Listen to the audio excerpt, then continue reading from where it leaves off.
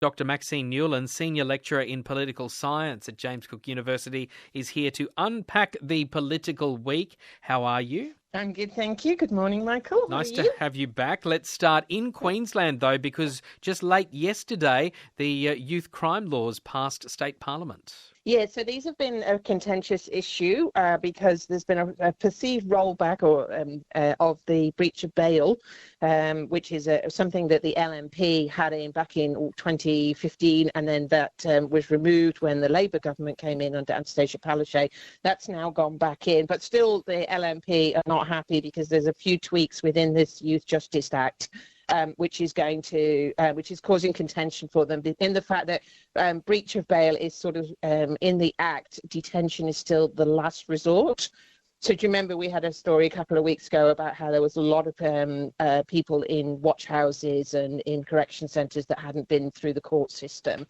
So that's caused a little bit of contention. And then the Greens on the other side are not very happy either about it because they're saying that it's in convention of the human rights commitment, and that's been suspended. So it's all got super political, even though the law, after 3 days, has now passed through on what most people wanted. Yes, it has gone through. And as you said, the Greens objected. So were two dissenting voices to that, but all the other parties supported it. Does that give an indication to Queenslanders that, everyone wants to see something done on this, basically? Yeah.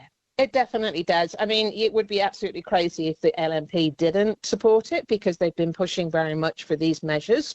And as you say, it's been very much their concern and the community's concern. And they've sort of been the voice of what needs to be done around the issues around crime, particularly with younger offenders.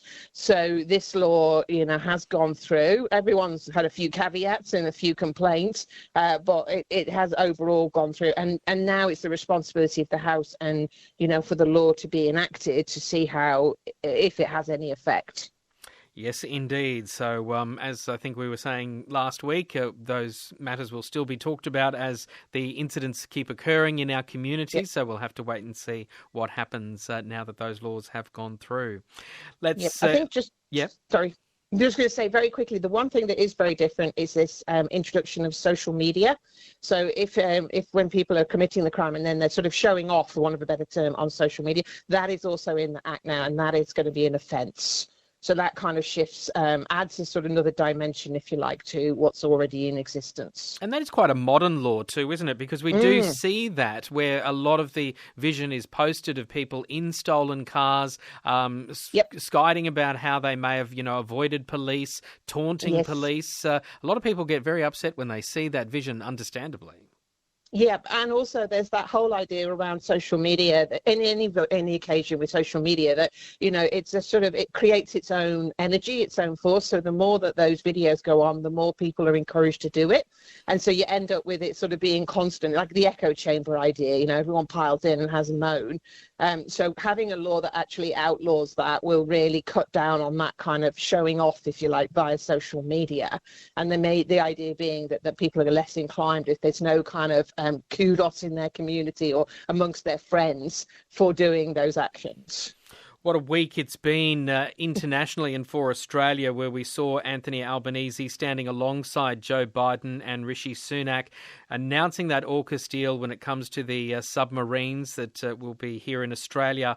A lot of reaction, understandably, from China. I guess we thought we'd see that. But maybe more surprisingly, from Paul Keating, who didn't like the deal at all. What do you make of this big week? Really interesting, isn't it? So I saw some of the presentation and the interview that he did at the National Press Club, but he very much focused it his positioning and saying that it was a bad deal because effectively we're now beholden to the US, and we've kind of laid our cards on the table and said we're going to go with the old alliance of the UK and the US. And a lot of what his rhetoric, a lot of what he was saying was sort of around how previous leaders would never have done this and never made this in his eyes, a mistake. So really invoking a lot of the Labour Party movement from the past, and sort of saying, that this government have read the room wrong. And that's kind of been thrown back in his face now. So Anthony Albanese, Prime Minister, Jim Chalmers, who apparently wrote his PhD on Paul Keating, has gone, well, those were the days, and now the world is very different. So that kind of age thing is sort of being used in a way as a sort of back and forth. But of course, any historian will tell you that you learn from the past once you go forwards into the future. So interesting to see how that little stoush internally, effectively, is going to play out in the future. Yes, and he wasn't afraid to get personal. I think at one point he was criticising Penny Wong and criticising her for going around Pacific nations and getting the ceremonial leis that they get. One television news report I saw last night was more than happy to go into its archive to find all of the examples of Paul Keating when he was Prime Minister getting the ceremonial leis from Pacific nations. So, I mean, what's that all about?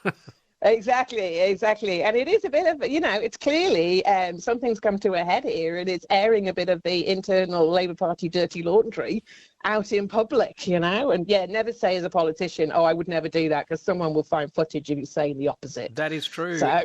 Is part of it too, though, and I was thinking about this, that, Paul Keating was very much one of the advocates for a greater relationship with Asia, with, having those strong trade deals with China, but maybe the international situation that Paul Keating was familiar with in his time is vastly different now.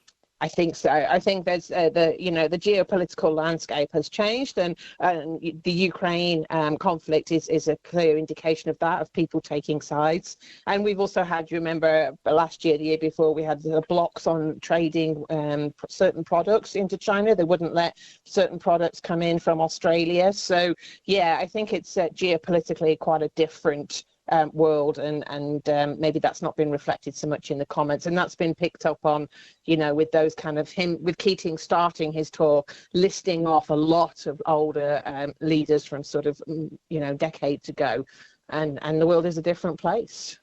And just connected to that, it seems that these submarines, they will be nuclear-powered, not nuclear-armed, but nuclear-powered. Everyone seems to want to have the submarines, but no one wants to deal with the nuclear waste. That's the latest issue cropping up, and it seems to be involving a lot of discussion about South Australia.